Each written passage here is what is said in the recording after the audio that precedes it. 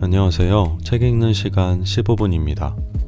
오늘 제가 읽어드릴 책은 무엇이 성과를 이끄는가고요. 저자는 닐 도시와 린지 맥그리거, 출판사는 생각지도입니다. 이 책은 프롤로그와 4개의 파트로 구성되어 있는데요. 프롤로그의 제목은 왜 그들은 최고의 성과를 낼 수 있었을까? 파트 1의 제목은 우리는 왜 일하는가? 파트 2의 제목은 성과는 어떻게 만들어지는가? 파트 3의 제목은 훌륭한 조직 문화를 찾아보기 힘든 이유. 파트 4의 제목은 높은 총 동기 문화를 만드는 방법입니다. 각 파트는 다시 몇 개의 장으로 나뉘어지는데요. 전체 장의 개수는 16개입니다. 그럼 프롤로그부터 읽어드리도록 하겠습니다. 프롤로그. 왜 그들은 최고의 성과를 낼 수 있었을까? 마법이 점점 사라지고 있는 것 같습니다. 전 세계적으로 유명한 한 기업의 고위 간부는 조직 문화를 다시 구축하는 데 도움을 받기 위해 우리를 호출한 자리에서 이렇게 말했다. 그는 성공하기 위해서는 조직 문화가 중요한 요소라는 사실을 알고 있었고, 이는 90% 이상의 비즈니스 리더들이 모두 동의하는 부분이기도 하다. 그러나 우리에게 도움을 요청했던 그 간부는 훌륭한 조직 문화를 구축하는 법을 몰랐다. 그는 조직 문화가 얼마나 중요한지 증명할 방법도 몰랐다. 또 어디서 어떻게 시작해야 하는지도 모르고 있었다. 그뿐만이 아니었다. 우리는 기업, 비영리 단체, 학교, 정부 등 다양한 분야에서 이와 비슷한 경우를 많이 접했다. 많은 사람들이 조직 문화가 중요하다는 사실은 알고 있지만 훌륭한 조직 문화를 만들어 나가는 일이 마치 마법인 양 태어날 때부터 그 방법을 아는 소수의 사람만이 할 수 있는 것이라고 여긴다. 우리는 이 책을 통해 이 마법 뒤에 숨겨진 과학에 대해 밝히고자 한다. 우리는 100여 년간의 학회 연구를 기반으로 20년 넘게 자체 조사와 연구를 진행했다.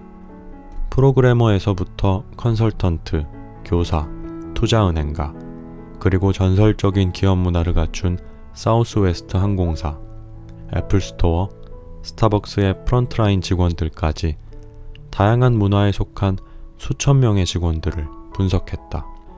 그리고 훌륭한 조직 문화의 바탕에는 아주 명쾌하고 단순한 과학이 숨어 있다는 사실을 알게 되었다. 이후 미국뿐 아니라 중동, 아시아 지역까지 이 법칙을 실험해 보았다. 그 결과 최고의 성과를 창출하는 조직 문화를 위해 필요한 것은 실제로는 예측 가능한 요소임을 깨닫게 되었다.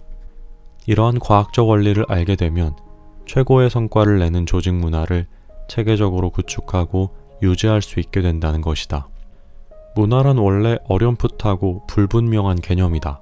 하지만 이제 우리는 문화의 약점이 무엇이고 강점이 무엇인지를 파악해 조직 문화의 장점을 측정할 수 있게 되었다. 더욱 중요한 것은 훌륭한 조직 문화를 구축해 직원들의 성과를 내는 환경을 조성할 수 있도록 하는 방법과 도구를 개발했다는 사실이다. 최고의 성과를 내는 조직은 무엇이 다른가? 아주 사소한 것들이 조직의 성과를 좌우한다는 것은 놀라운 일이다. 월요일 아침 8시를 떠올려보자. 당신은 지금 직장에서 팩스를 읽으려 하고 있다. 팩스는 전송상의 오류로 단어가 뭉개졌고 몇 가지 글자만 알아볼 수 있을 정도다. 잠시 집중해보길. 무슨 단어인지 맞출 수 있겠는가? 첫 번째 단어는 어드빈티지다. 두 번째 단어는 인스파이어. 그리고 세 번째는 널리지다. 단어를 유추하는데 얼마나 걸렸는가? 이번에는 동료들이 작은 소리로 대화하는 소리가 들린다고 상상해보자. 그들의 대화로 당신의 성과가 향상될 수 있을까? 아니면 당신의 집중력을 산만하게 만들까? 식역하 점화 분야의 전문가들은 이와 비슷한 단어 퍼즐 실험을 진행했다.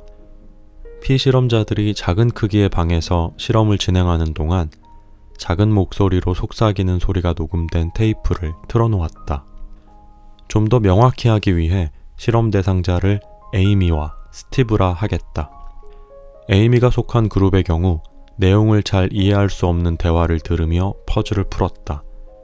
스티브 그룹도 에이미 그룹과 같은 내용의 대화를 들었다.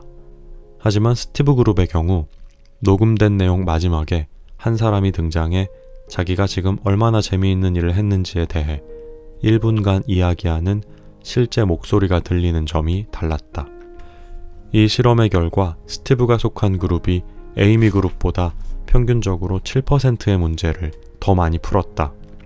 그들은 에이미 그룹보다 13% 정도 빠른 속도로 문제를 해결했고 해답이 없는 문제에는 14%나 더 오래 매달렸다. 이는 모두 스티브 그룹이 1분간의 의도적으로 짜인 각본의 이야기를 들은 후에 발생한 결과였다. 더욱 놀라운 점은 스티브는 그 대화를 들은 기억이 없다고 말했다는 사실이다. 실험 대상자 가운데 대화에 대해 언급한 사람은 단 한 명도 없었다. 배경으로 튼 테이프의 소리가 작았고 실험 대상자들 모두 퍼즐을 푸는데 열중해 있었기 때문에 대화 소리가 그들의 의식까지 침투할 수 없었다. 그러나 그들의 무의식은 대화 내용에 집중했다. 언뜻 들린 대화 소리가 실험 대상자들에게 무의식적인 영향을 미쳐 더 빨리, 더 열심히 문제를 해결하고 더 나은 결과를 낼 수 있도록 조성한 것이다. 조직에 속한 모든 직원들이 10% 높은 성과를 내고 10% 빠르게 일을 처리하며 10% 더욱 끈질기게 업무에 매달릴 수 있도록 할 수 있다면 어떨 것 같은가? 그렇게 만들 수 있다. 다만 회사에 몰래 스피커를 설치하기 전에 이 책을 계속 읽기를 바란다. 이 책은 세뇌에 관한 책이 아니다. 속임수는 오래 지속되지 않는다. 이 책은 근본적으로 훌륭한 조직 문화를 구축하는 방법을 담고 있다. 문화란 스티브도 에이미도 듣지 못한 백그라운드 대화 소리와 같다. 우리 주변을 감싸고 있지만 눈에는 보이지 않는다. 마치 뻔히 눈에 띄는 곳에 숨어 있는 것과 같다. 우리가 벗어날 수 있는 개념이 아니다. 고작 1분 동안의 자극으로 스티브와 그가 속한 그룹의 성과가 높아졌다면 조직 내 다양한 부서의 모든 직원들의 성과를 극대화하기 위해 체계적으로 설계된 조직 문화의 효과는 얼마나 클지 생각해보라. 고성과 문화를 구축하기 위해서는 우선 무엇이 개인을 최고의 성과를 내도록 이끄는지부터 파악해야 한다. 정답은 믿을 수 없을 정도로 간단하다. 나는 왜 일하는가 하는 이유가 그 사람의 성과를 좌우한다. 식역화 점화 실험의 경우 배경으로 들린 대화는 스티브의 머릿속에 일의 즐거움에 대한 아이디어를 심어주었다. 즐거움이란 우리가 단순히 좋아하기 때문에 어떠한 행위를 할 때 생기는 감정으로 업무에서 가장 강력한 동기다. 다음 장에서 살펴보겠지만 우리가 일을 할 때는 6가지 기본 동기가 작용한다. 일의 즐거움, 일의 의미, 일의 성장 동기는 성과를 높인다. 정서적 압박감, 경제적 압박감과 타성은 성과에 악영향을 끼친다. 조직 문화가 앞에 3가지 동기를 극대화시키는 데 주력한다면 총 동기 지수도 높아지게 된다.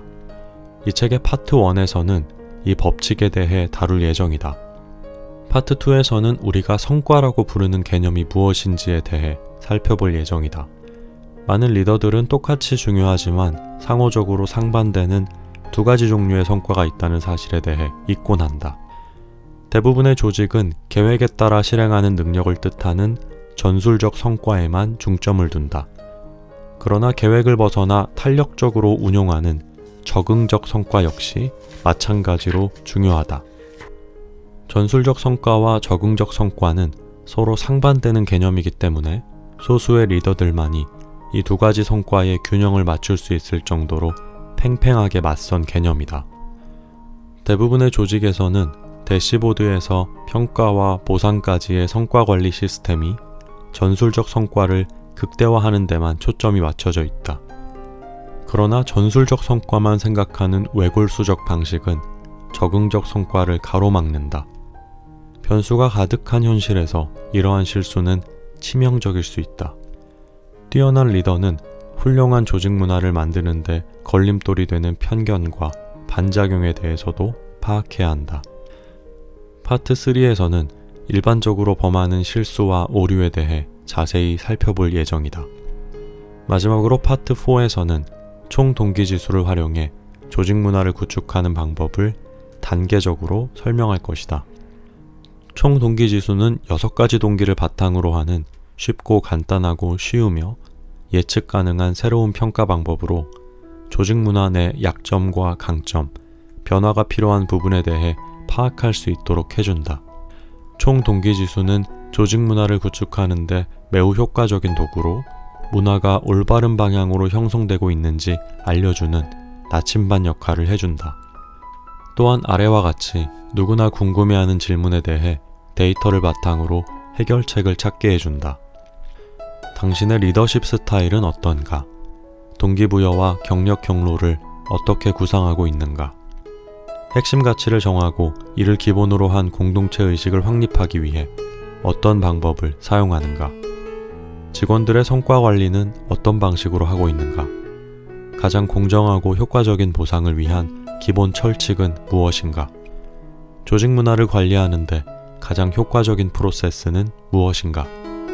또한 놓쳐서는 안 될 중요한 주제 중 하나인 이미 문제가 발생한 조직 문화를 어떻게 변화시킬지에 대한 해결책 역시 찾을 수 있다. 간단한 설문조사를 통해 시작할 수 있다. 이 책을 덮을 때쯤이면 이런 질문에 대한 현명한 대답을 찾을 수 있을 뿐 아니라 실행에 옮길 준비까지 되어 있을 것이다. 조직 문화가 주목받는 이유. 수십 년간 연구가들은 조직 문화가 성과의 원동력임을 밝혀냈다. 톰 피터스와 로버트 워터만은 대표적 저서인 초우량 기업의 조건에서 성공적인 기업 문화에 주목했다. 만약 누군가 이 책이 처음 출간되었던 1982년에 책에 소개된 기업의 주식을 구입해 20년간 보유했더라면 아마 1300%의 수익을 냈을 것이다. 조직 문화는 확실하게 믿을 수 있는 실체다. 하버드 경영대학원의 존 코터 교수와 제임스 해스켓은 11년 동안 훌륭한 조직 문화와 뛰어난 리더십을 갖춘 기업과 보통 수준의 기업 간의 주식시장 실적을 비교 연구한 바 있다. 전자기업의 경우 주식 가치가 901% 상승한 반면 후자기업은 74% 상승에 그쳤다. 수익 역시 전자의 기업은 수익 682% 상승, 순수익은 756%나 높아졌다. 후자기업의 경우 수익은 166%, 순수익은 1% 상승했다. 재능이 아주 뛰어난 사람들조차도 평범한 조직 문화에서는 제 기량의 반 정도밖에 발휘하지 못한다. 이 책을 집필하기 오래전에 저자인 닐은 자신이 창업을 도와준 한 테크 스타트업 회사의 규모가 커질수록 초기의 마법을 점차 잃어가는 것을 지켜보았다. 그러면서 조직 문화가 제대로 뒷받침되지 않는다면 직원들 역시 제 역할을 하지 못한다는 사실을 깨달았다.